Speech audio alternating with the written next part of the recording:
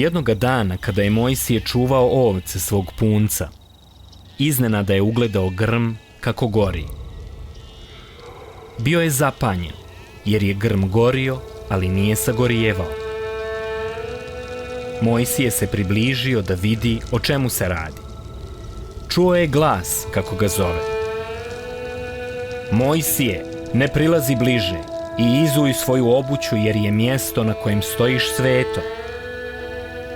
Ja sam Bog, Bog tvojih očeva, Abrahama, Izaka i Jakova. Zato je Mojsije pokrio svoje lice, jer se uplašio da će vidjeti Boga i umrijeti. Bog mu reče: vidio sam kako Egipćani loše postupaju sa mojim narodom i ponižavaju ga. Čuo sam vapaje njihove patnje i sjetio sam se svog saveza koji sam sklopio sa Abrahamom, da im dam zemlju koju sam im obećao. Zato sam odlučio da ih spasim i izvedem ih iz Egipta i odvedem ih u prelijepu, obećanu zemlju. Sada ću te poslati Faraonu, da mu kažeš da pusti moj narod. Mojsije reče Bogu: ko sam ja da me šalješ Faraonu? Bog odgovori: ja ću biti s tobom i onog dana kada izađete iz Egipta, proslavit ćete me na ovoj gori.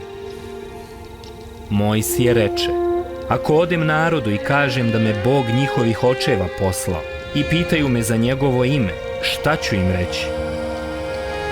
Bog mu reče: reci im da te je Bog kojem je ime Ja jesam poslao k njima.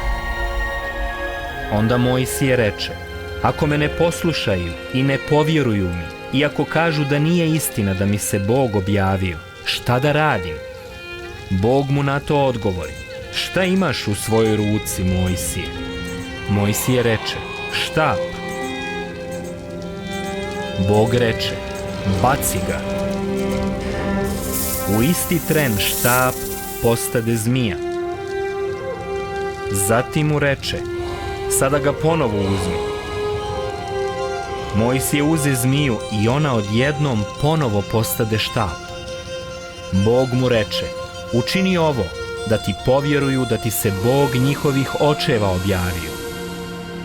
Također mu je predao još jedno čudo. Reče mu: stavi svoju ruku pod svoj ogrtač i izvuci je. Mojsije je učinio tačno ono što mu je Bog tražio. Kada je stavio svoju ruku u njedra, ona je postala gubava, a kada je to učinio ponovo, guba je nestala, a ruka mu je bila kao i prije. Bog mu reče: ako ti ne povjeruju radi ova dva čuda, onda zagrabi vodu iz Nila i izlij je na zemlju, a ona će se pretvoriti u krv. Mojsije mu reče: Bože, znaš da je meni uvijek bilo teško da se izrazim riječima i da ne mogu razgovjetno da govorim. Pošalji nekog drugog. Bog mu reče: ja ću staviti svoje riječi u tvoja usta i poslati sa tobom tvog brata Arona, i ti ćeš mu reći šta da kaže narodu.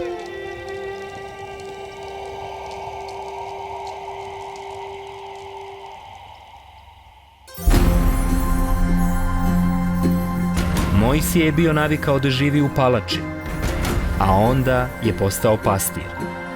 Kako je Bog upotrijebio ovu promjenu u njegovom životu, u svom planu da oslobodi cijeli narod? Božji cilj je bio da oslobodi ljude iz 400 godina ropstva i izvede ih iz egipatske zemlje. Šta misliš, zašto je on odabrao jednostavnu osobu sa slabostima i nedostacima da ispuni ovu veliku misiju? Šta možemo zaključiti iz Mojsijeve priče o Božjoj kontroli nad našim životima i njegovoj brizi za nas i u najtežim periodima?